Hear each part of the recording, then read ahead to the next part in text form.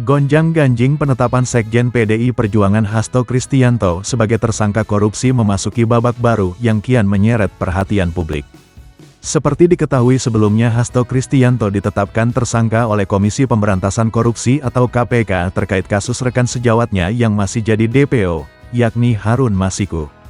Menanggapi ini, politikus PDIP Guntur Romli menganggap Hasto adalah korban politik dan ia menyebut jika Hasto sudah menyiapkan dokumen yang isinya adalah kasus korupsi para petinggi negara. Ganjar berkata Mas Hasto sudah membuat puluhan video, yang diduga di situ akan membongkar dugaan keterlibatan petinggi-petinggi negara kasus korupsi. Sementara itu, pengamat politik dan militer Koni Rahakundini Bakri juga mengatakan hal yang sama bahwa Hasto memiliki rahasia bobroknya para petinggi negara. Berikut adalah beberapa fakta dokumen Hasto Kristianto yang dititipkan kepada Koni. Dokumen diberi langsung oleh Hasto. Koni menyebutkan jika dokumen-dokumen tersebut ia terima langsung dari Has. Menurutnya Hasto telah belajar dari pengalaman bahwa buku catatan partainya dirampas oleh KPK saat pemeriksaan sebelumnya. Sehingga beberapa catatan serta dokumen lainnya langsung dititipkan kepadanya agar semua bukti-bukti segera diamankan. Terakhir tentang Mas Hasto, tak tahu ya, belajar pengalaman dari Pak Kusnadi yang tiba-tiba direbut apa HP atau buku catatan PDIP atau apapun, saya cuma kasih tahu saja, sebagai sahabatnya pada saat saya pulang ke Jakarta banyak dokumen penting sudah saya amankan, bebernya. Dokumen diamankan ke Rusia.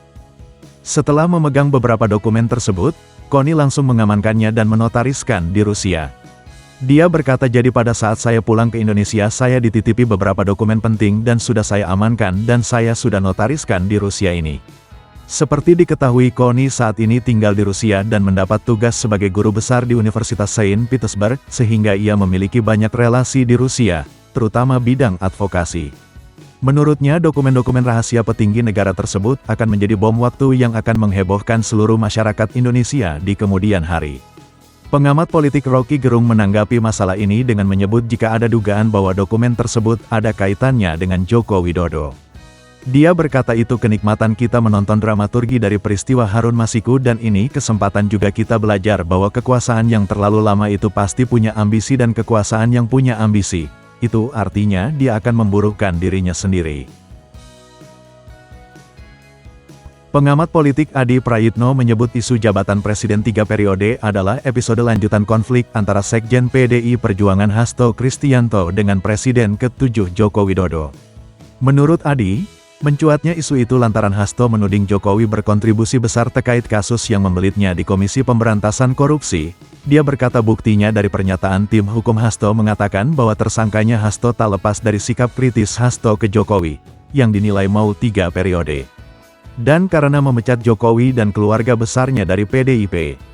Direktur Eksekutif Parameter Politik Indonesia atau PPI ini melanjutkan tentunya Jokowi membantah tudingan Hasto karena sudah pensiun, sehingga tidak ada kaitannya dengan urusan politik hukum di negara ini. Lebih jauh Adi turut menanggapi soal jawaban Jokowi yang meminta sejumlah pihak untuk tidak melakukan framing jahat karena itu merupakan hal yang tidak baik.